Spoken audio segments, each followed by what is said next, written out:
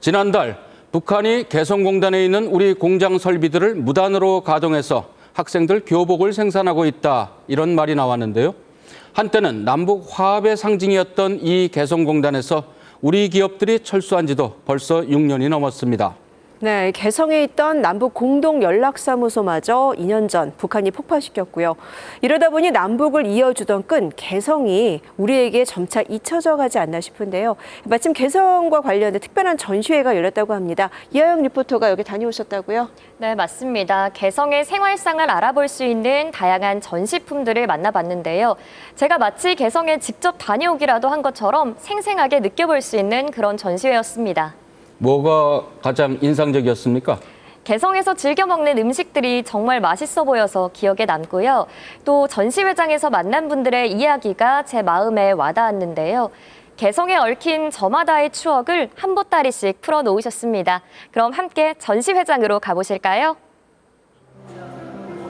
한반도의 중심에 위치해 남북협력의 주요 무대가 됐던 개성. 만월대에서는 10여 년의 세월 동안 남북이 손을 맞잡고 유적들을 발굴했고, 관광은 물론 무엇보다 남북합작공단이 들어섰던 곳입니다. 현재는 모든 것이 멈춰버렸지만 민족사에 켜켜이 쌓여있는 개성을 서울의 한 전시회장에서 만날 수 있었는데요.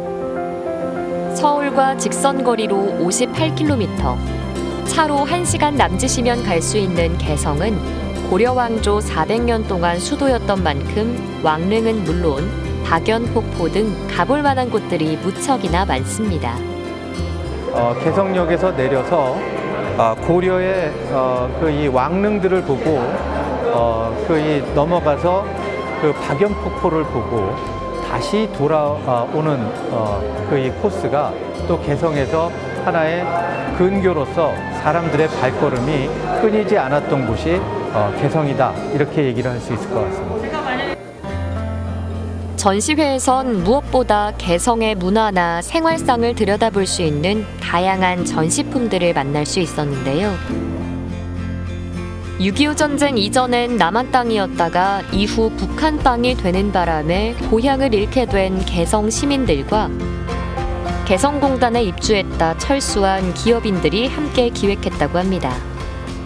공간적으로 사실 개성이라는 곳에 같이 있다가 공간을 잃어버린 두 부분들, 이 두 사람들이 과거를 기억하고 또 현재를 보면서 미래를 위한 마중물이 될 수 있는 그러한 기회들이 됐던 것 같습니다. 가깝고도 먼 도시 개성. 실제로 그 땅을 밟을 순 없지만 오늘 이곳에서 개성의 숨결을 느낄 수 있는데요. 과연 어떤 작품들이 있는지 함께 보실까요? 가장 먼저 눈길을 끈 건 한편에 차려진 맛깔스러운 음식들인데요. 큼직한 모양의 약과와 떡, 인삼전과는 혼례 같은 큰 잔치에선 빠지면 안 되는 개성 음식입니다. 대피떡은 찹쌀을 불려서 쪄가지고 그거를 쳐서 완전히 곱게 치질 않고 우툴우툴 밥알이 조금 살아있는 듯하게 해서 속에는 녹두소를 넣었어요. 개성 토박이 집안에서 태어나 3살 때 전쟁통에 남쪽에 온 윤숙자 소장은 한평생 개성 요리를 연구하고 있습니다. 또 전시회에선 실향민이 된 개성 시민들의 가슴 아픈 이야기도 접할 수 있었는데요. 저희 아버님이 개성분이세요. 그래서 개성에서 공부를 하시고 고등학교를 졸업하실 때 바로 6.25가 났었어요. 그래서 송도 중학교, 고등학교가 개성에 있던 게 지금은 인천 송도로 옮겨져 와 있는데요. 그 과정에서 성적 증명서하고 이 각종 서류들이 없어진 거예요. 전쟁이 끝나도 여전히 혼란했던 시기. 취업에 필요한 성적 증명서는 사라졌지만 교장 선생님이 써준 이 서류가 힘이 됐습니다. 개성공단 주재원들은 이 체류증을 꼭 갖고 있어야 했다는데요. 정갈한 글씨체로 체류지와 유효기간, 직위 등이 적혀 있습니다. 황우순 선생님 같은 경우는 개성공단에서 13년 동안 근무를 직접 하셨고요. 그래서 그 근무하는 당시 때 이제 출입증이라든지 체류 등록증 이런 것들을 모아놓고 평화를 염원하는 예술 작품도 살펴볼 수 있었는데요. 이 작품은 비를 맞고 있는 대나무를 표현한 건데요.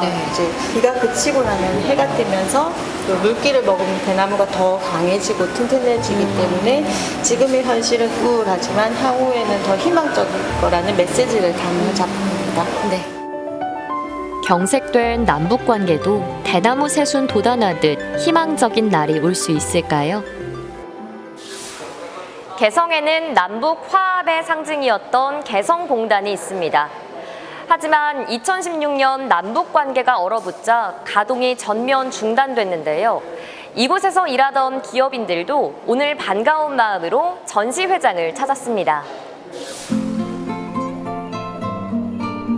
개성공단에 입주했던 기업인들은 고향을 그리워하는 것처럼 개성에 갈 날을 손꼽아 기다립니다.